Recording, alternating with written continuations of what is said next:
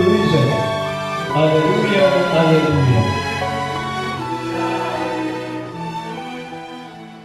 Magandang gabi po sa ating lahat. Pinagdiriwang po natin ngayon ang muling pagkabuhay ng ating Panginoong Hesus. Marahil sasabihin po natin ang pagkabuhay ng ating Panginoong Hesus. Ang ating Ebanghelyo po ngayon ay naglalarawan kung paano naganap ang muling pagkabuhay ng ating Panginoong Hesus. Si Mary Magdalene and other Mary came to see the tomb. And they saw it empty. Rolled back the stone. And you know, my dear brothers and sisters, in fact, when we had the long ride of the readings, the liturgy of the word, napakahaba po. Marahil po, para bang iba po yung pakiramdam po natin. Para bang it takes more patience to listen to the word of God. And truly enough, our ride this evening on this Easter Vigil, wherein there are a lot of elements of the rite that have been omitted. But the very meaning of this, my dear brothers and sisters, is that our Lord Jesus Christ has truly risen from the dead. Pero po akong nabasa, sinasabi po, para po tayo po'y patawain o kaya pag-aanin ang ating kalooban sa ECQ na ito.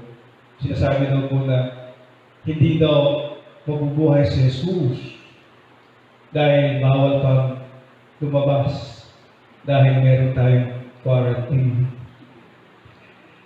Nakakatawa po, para bang sinasabi po na paano lalabas si Jesus sa kaniyang putol kaya meron pang extension ng quarantine.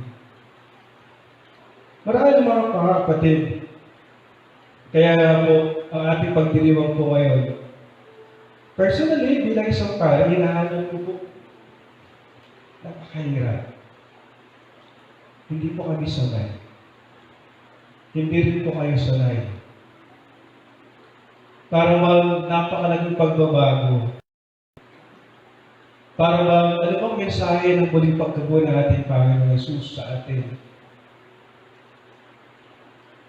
In the educational landscape, may pagbabago. In the marketing landscape and business and trade landscape, may pagbabago. And even in the politics, may pagbabago. And most especially, in our practice of our faith and religion, may pagbabago. Para bang, ito po, ang ating pagdiriwang po ngayon. And yet, the very meaning of our celebration tonight, my dear brothers and sisters, is that the resurrection of our Lord Jesus Christ would bring us to realize after all that the very meaning of the resurrection of Jesus is that it is not actually the externalities that we see. It's not actually the rite that we perform. But the very feeling of the resurrection of Jesus is that it brings us to change the way we look at things. It brings us to change the way we feel at things. And most especially, it brings us to change the way we live our life. The resurrection of our Lord Jesus Christ is that, my dear brothers and sisters, would remind us that darkness is not the last word. That despair is not the last option. And death is not the end of all. A while ago, there is darkness, a period of darkness, in which we could hardly, even in the liturgy of the Word,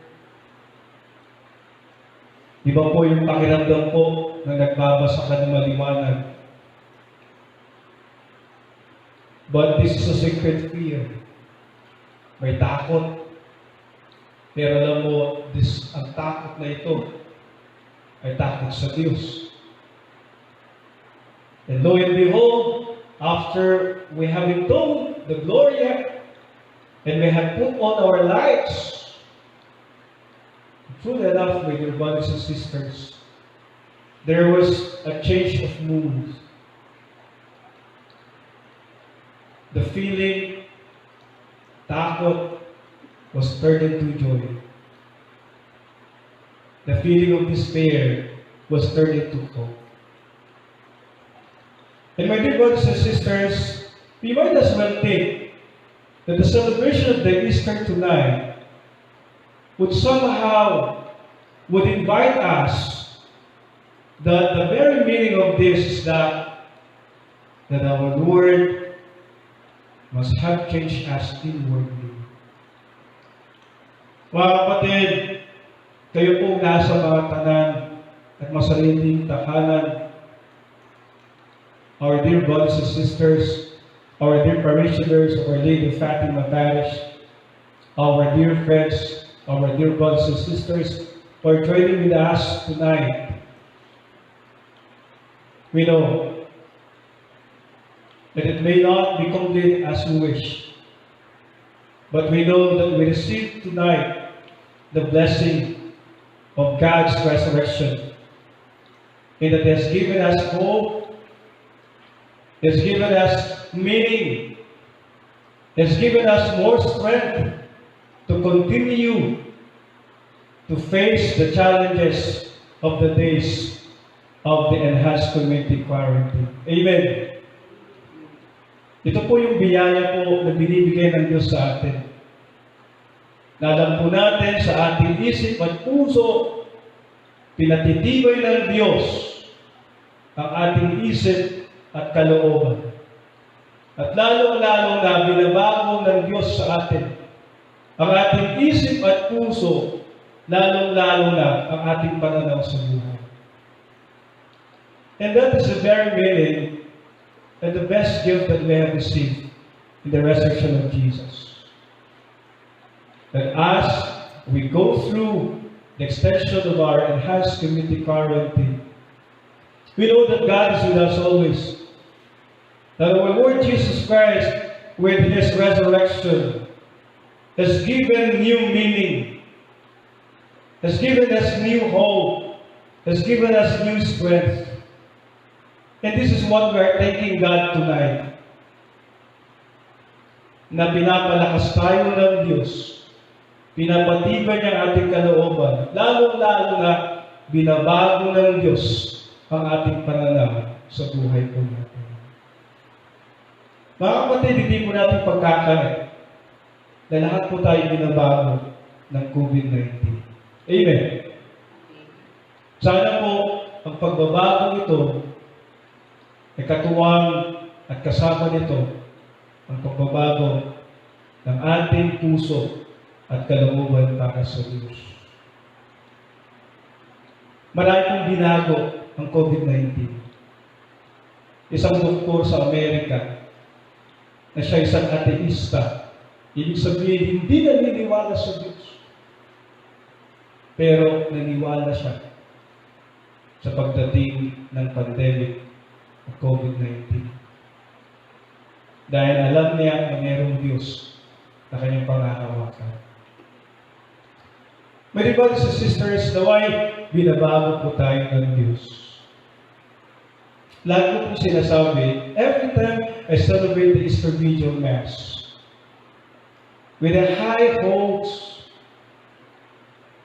with a great feeling of joy in my heart, that even that I cannot contain the joy of my heart, that I can even sing and dance every Easter. But things have been changing. We don't have our community. We don't have you.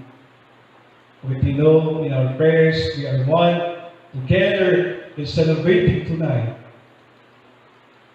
the gift of Easter, the great blessing of our Lord Jesus Christ.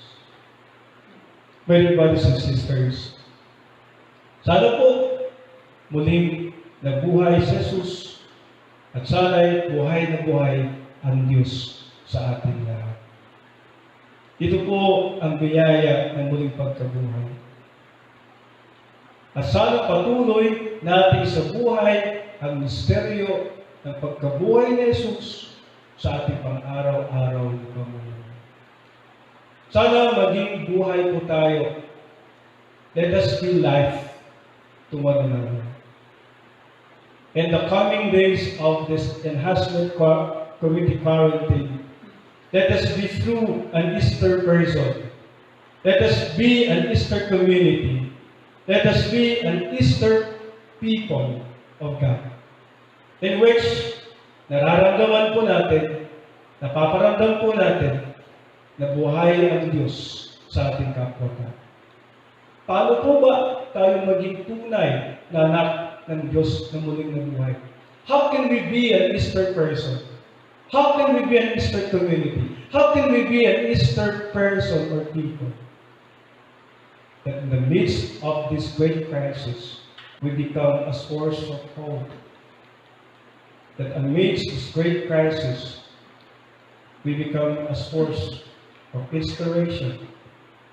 That amidst this great crisis, then we become a source of life, of help of other people.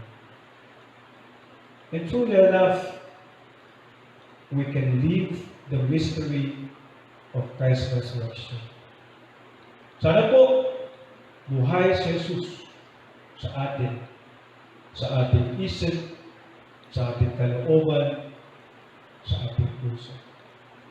Manaway, sa ating pong pagdiriwang ng muling pagkabuhay ng ating Panginoon, ay binabago pa niya tayo bilang ganap at komunidad na naligtas sa kanyang muling pagkabuhay. My dear brothers and sisters, let us live as true Easter community. Let us live as true Easter person and people of God. Muli, let us greet one another. Happy Easter! Happy Easter! Christ is risen. Alleluia, alleluia. Christ is risen. Alleluia, alleluia. Palakpan po natin ang Panginoon.